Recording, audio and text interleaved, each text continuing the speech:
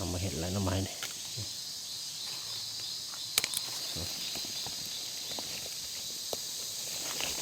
เอาไม้กระดุกถุง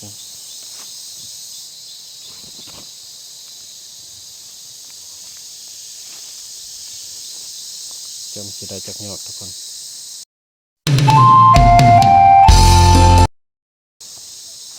สบายดีทุกคนวันนี้มาพบกับส่งคำกล่องซาแนลคือเก่าวันนี้คำกล่องพาทุกคนมาเลาะป่าหาหน่อไม้คือไปเลาะหาหน่อไม้กันทุกคนเอามาเห็ดอะไรหน่อไม้เนี่ย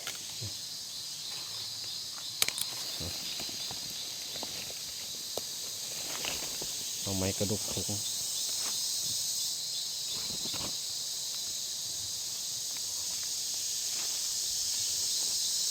จำสิได้จากยอดทุกคนเอากะโดดแล้วบ่ได้มาก็เลยมาหาเบิ้งวันนี้มูมาโซนก็เลยมาหาเบิ้งสิได้บ่หาได้หน่อไม้2-3 ยอดหลังจากเราหาเห็ดแล้วมันบ่ได้เห็ดก็เลยหาหน่อไม้นี่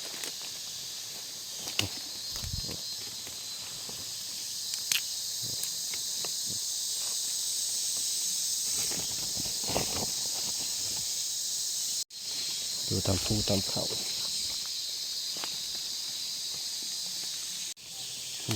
โอ้ยเจ็บมือยางนะทุกคนนี่หน่อไม้นี่แหละ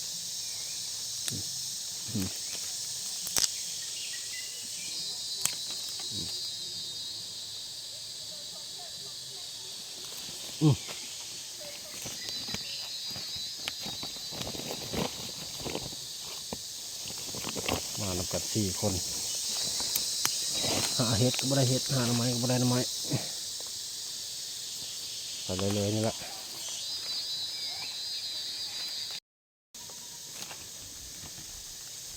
นี่ก็โคตรหลายปลากลางดง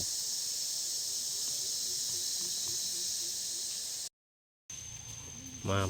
าทุกคนหาเห็ดขมดอกยังไม่ได้จักดอกไปหาเห็ดอยู่เขาซ้อมาหาหน่อไม้พร้อม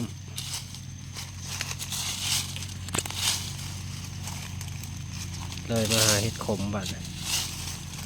ก็ยังไม่เห็นจักดอก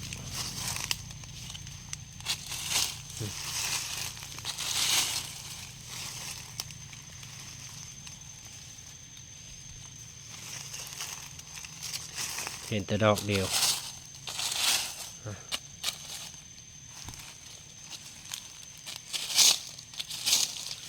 สะอาดก็บ่เห็น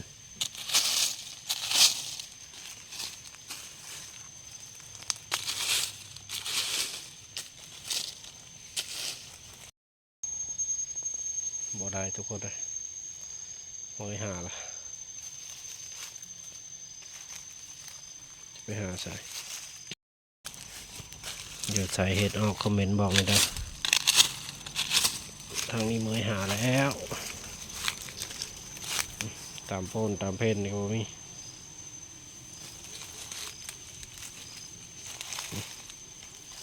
แค่ปลาย่างกระเจ้าได้เลยพอ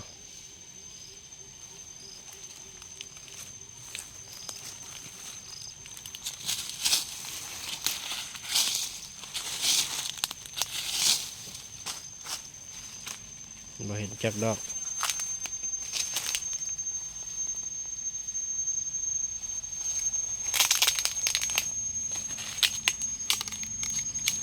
บ่มีคือแถวอื่นคือว่าเห็ดออกมาอยู่ภาคใต้คือเห็ดบ่ออกเนาะ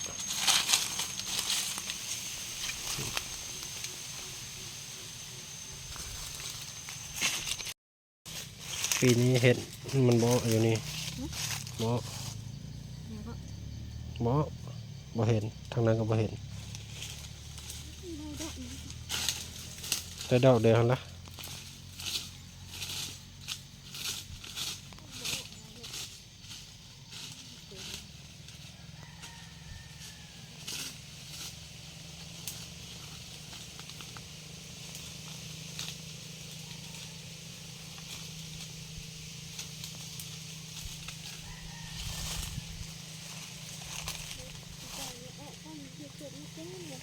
ม่นละเห็ดออกก่อนเห็ดสำนกแก้วแต่นี้ เดี๋ยวตอนนี้มันหนาวเป็นเพศนะฮะนะ หนาวเต็มแล้วนะทางนี้ก็หนาวเต็มแล้วนี่ปีที่แล้ว นี่เองดูนี่ดู อ้าวหัวโพ่นก็เต็ม นี่คือสิ้นนะ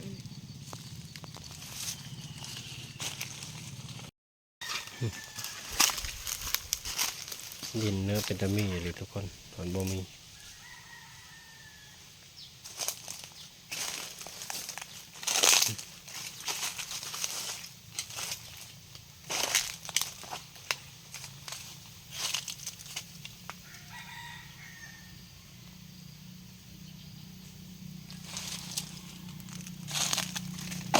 เป็นยังนี่